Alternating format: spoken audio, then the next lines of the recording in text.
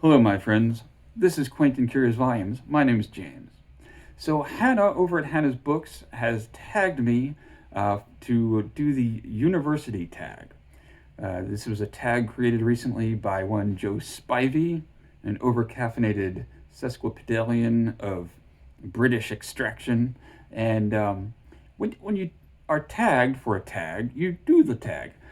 And to do a tag in booktube terms means you answer a series of questions by speaking into your device. So here is me doing the university tag. Etymologically, the word university is derived from the Latin universitas magistrorum et scholarium, meaning community of teachers and scholars. What was the last book you read written by two or more writers in coordination? The last book I read written by two writers was This Is How You Lose the Time War by Amal El-Motar and Max Gladstone. This is a short science fiction novel wherein each of the authors writes alternating chapters from the standpoint of two futuristic antagonists called Red and Blue. At least that's how they address each other. These are sort of time-traveling secret agents in a futuristic struggle where the world is divided into two factions with contrasting values and aims. They're trying to take over the world or something. I don't know. So anyway, this is how you lose the time war, or possibly that was how you lost the time war. I don't know. I don't really understand what happened at the end. Second prompt. In 1088, the University of Bologna saw the advent of the university as we recognize it today. What is your favorite, or most recently read novel, set in Italy?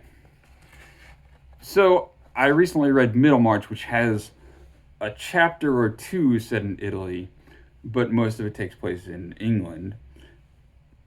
I think my most recent book entirely set in Italy, although you'll see there are exceptions to that entirely, so I guess it's not entirely. Anyway, the point is, it is Giovanni Boccaccio's Decameron. Sorry. Giovanni Boccaccio's Decameron.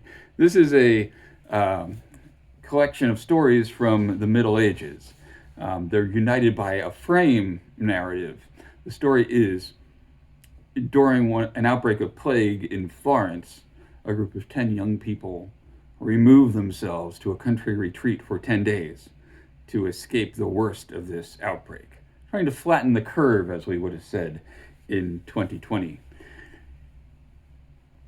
To amuse themselves during this retreat, they play games, they sing songs, they play music, but they also gather in the evening and each one tells a story. So over 10 days, each one tells 10 stories, 100 stories in the Decameron. A lot of these were stories that were circulating in medieval Italy. At the time, they come from folklore, they come from other sources, and they address a wide variety of topics. A lot of them are quite bawdy, as they would say. They involve sexual infidelity, they involve pranks being played on people, servants getting the better of their masters, wives getting the better of their husbands. Always the clergy are just coming for all kinds of abuse. The clergy are if there's a monk or a priest showing up in the Decameron, you know they're going to be no good. Anyway, that's the Decameron by Giovanni Boccaccio. A great read, and I read it in this Wayne Redhorn translation right there. Anyway, very good book. Boccaccio, contemporary roughly of Dante. So check it out if you want to read about 700 pages of naughty priests. Third prompt. University study usually involves a significant change of residence or lifestyle. What is your favorite book or series focusing on an immediate change of residence? It's kind of a cliche to say that there's only one plot in the world, which is a stranger comes to town, right? And so many books involve immediate changes of residence. Um, I think Aaron Facer named Wuthering Heights Hannah's books. She picked Jane Eyre. Jane Eyre, poor Jane, has to move several times. Um, I had thought maybe I would say The Tenant of Wildfell Hall, so we could cover all the Brontes, but there's only a few changes of residence in that. Whereas in this book, Vanity Fair by William Makepeace Thackeray, people are moving all the time. This starts with our two protagonists, Amelia and Becky, getting into a carriage and leaving the girls' school where they have been educated for the past several years. Over the course of this book, every time they have changes of fortune, and they have many changes of fortune, Amelia and Becky are moving house, so to speak. In fact, they even travel to Europe for the Battle of Waterloo. They each marry British army officers, so they accompany them in the train that goes to finally defeat Napoleon. People moving all the time, sometimes in great haste, one step ahead of their creditors. A lot of moving around in Vanity Fair. I think there is one rich old lady whom everyone is hoping to inherit her fortune. I don't think she moves, although she does have more than one home. A lot of moving around in Vanity Fair. Good read, highly recommended. Fourth prompt. The 20th century university student is expected to fork out tens of thousands in order to breach a university's sun-gilt facilities. Name a book that costs you an exorbitant amount in exchange for little reward. I've mentioned before that I went to graduate school in the humanities. I bought lots of books, lots of university press books, which are quite expensive and often not very interesting. That's the nature of graduate study these days. Maybe less so these days. It was in the early 2000s. I would probably have to end up crying in the middle of this video if I thought of all the money I spent on books that were not worth it. So I'm just going to say a textbook. Probably a textbook. I mean, those things are ridiculous. A textbook that shall remain nameless. Let's say that. Fifth prompt. Universities and their attached student unions boast innumerable societies that gather zealots of everything from badminton to beard trimming to bardolatry. Name your favorite book that crafts or envisions a new or alternate society. Now, Joe Spivey named Brave New World by Aldous Huxley. I'm going to name the book often paired with it, 1984 by George Orwell.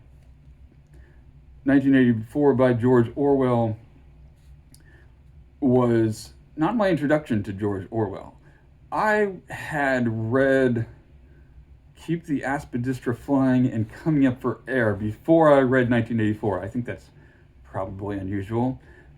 But by the time I read it, I was already quite fond of George Orwell, and I was ready for 1984. I loved it. I haven't read it in years, but I may be disappointed if I read it again. But count me as a big fan of George Orwell in all of his all of his writerly modes. Put it at that. I like his essays, his polemical novels, his more sort of social novels, his nonfiction. I think it's all pretty good and worth reading. Let's see. What is your favorite novel set within the walls of a university campus? I'm going to say Wonder Boys by Michael Chabon. I think this was his second novel. And the story of how he came to write Wonder Boys was his first novel was a brief Bildungsroman called The Mysteries of Pittsburgh. It was, I think, a relatively successful literary fiction book. And then he started writing his second novel, and it became longer and longer and longer and longer. And he began to get discouraged of ever finishing it. So I think over a couple of weeks, he decided, let me try writing another book. This was a book about a university writing instructor who has been working on a manuscript that is getting longer and longer and longer and longer, and he despairs of ever finishing it. So this does sound like autofiction, and perhaps it is to a certain extent. But this character, the main character of Wonder Boy's, Grady Tripp, is kind of a catastrophe. And everything that happens to him in the book, it takes place over the course of a weekend. Everything falls apart on him. Somehow he pulls it out in the end. And when I read this, it was just what I needed at the time. This would have been probably 1995. I read it in like 2 sittings. It just kind of is a wild ride, and I loved it. I would also like to mention James Hines, who's an author of kind of satirical horror novels and stories set in academia, in particular amongst adjuncts and the more precarious academics. So he has a collection of stories called Publish and Perish, and a novel called The Lecturer's Tale. Both quite good. If you spent time in academia, you will recognize some of the character types. In particular, The Lecturer's Tale has satires on some of the better known figures in literary scholarship from the 20th century. And usually, when you read academic fiction, the main character is someone who's more or less secure as a tenured faculty member, and it's about their frustration that they can't leave or something like that, or they're not paid enough. You rarely get the viewpoint of an adjunct, and if you don't know what an adjunct is, it's someone who is hired basically by the course to teach. And if you imagine a tenured academic as someone who has a secure job for life, a tenured academic has maybe a not very well paying job per semester, without benefits, without prospective benefits, health insurance, retirement. Anyway, in case you haven't guessed, I did that for several years. I do not recommend it. Somehow I got off track. Number 7. Universities are touted as bastions of free thought and uninhibited expression. Name a book you've read that is produced by someone with whom you fundamentally disagree on the subject, but you like because of the eloquence with which it is written. I recently read John McWhorter's Woke Racism. I admire John McWhorter's writing very much. I think he's a very clear thinker.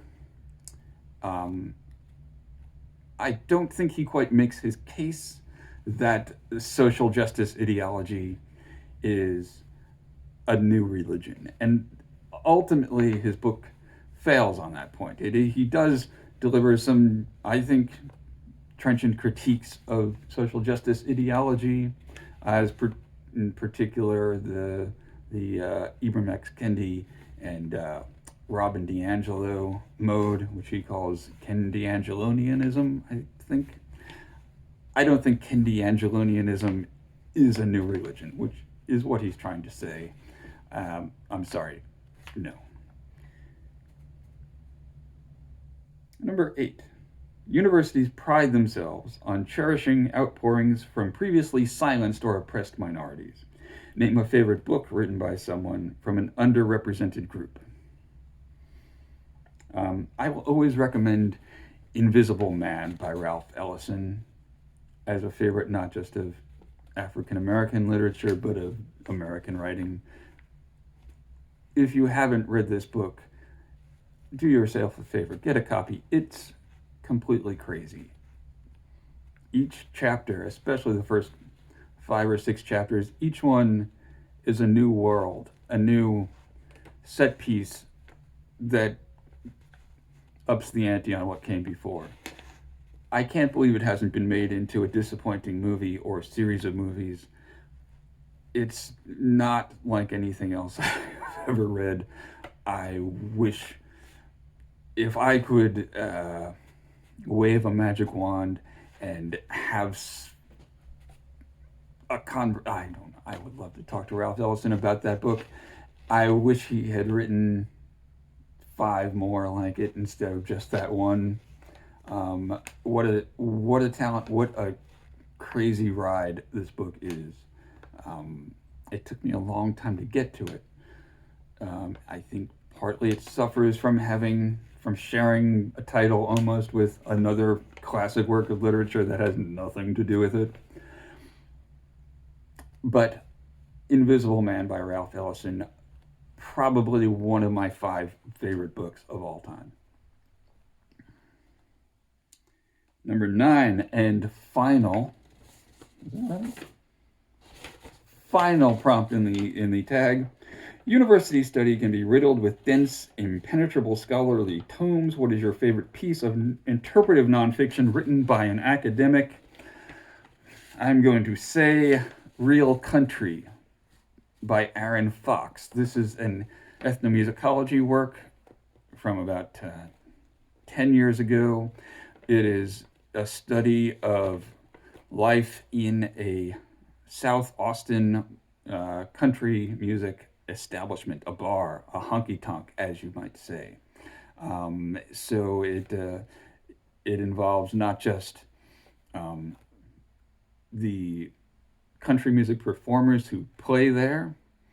It also involves the music that is played on the jukebox, the lives of the patrons, their drinking, their socializing, their talk, and how it all relates to music. So I am going to read a short excerpt of this. A lot of academic writing is very dry, and parts of this are dry and challenging. But I'm going to read a section that I think is very good. And it's about the role that bartenders are playing, keeping people talking and sociable while they're drinking, without allowing it to spill over into violence, agonism, recrimination, foolishness, as he says. It was a bit of a balancing act to keep the families and the drinkers peacefully together. But Ray, who's one of the bartenders, had a knack for controlling the drunks and the fights and the desperation that welled up after a few too many at the end of the work week. Like most working class bartenders, Ray was an expert on fools. He had to be. The danger of foolishness is its power to disrupt talk, its power to engender strong feelings of anger, an intense subjective social detachment in which the loss-obsessed self overcomes the sociable person in a sudden heavy silence or a flurry of crazy transgressive words. Subtle harmonies connect specific affects that slink about in this liminal darkness. Resentment, fear, outrage, mistrust, ennui, pain, heartbreak, rejection, loss, dread, frustration, regret, orneriness, gloominess, annoyance, betrayal, shame, guilt, concession, dreaminess, obsession, or surrender. If you feel many of these things at one time, people say you're feeling tore up. And if you're tore up, you're in danger of acting the fool. That's from Aaron Fox's Real Country. So that's my version of the university book tag. It's customary to tag other booktubers at the end.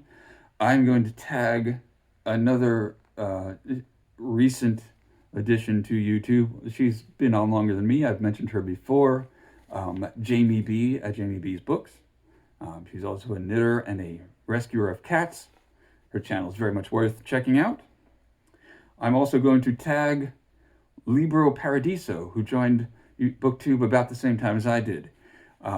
He has a great way of delivering his thoughts. Sometimes he reads excerpts. Very good reader. I think you will enjoy him. I think he also has a comic book center channel. I'm not sure. But Libro Paradiso. I don't know if you're into doing tags. Maybe it's not your thing. But if you are, give it a try. I'd love to hear what your answers are. Third, I'm going to tag my friend Randy Ray at the Literate Texan. He's one of the channels that inspired me to get onto YouTube. I really like his casual, just sitting around chatting kind of way of doing things. So Randy Ray, if you're feeling up to it, buddy, please do this one. Thank you everyone for watching. Thanks to everyone who subscribed and has commented. It's great to see. Thanks very much. See you again soon. Bye.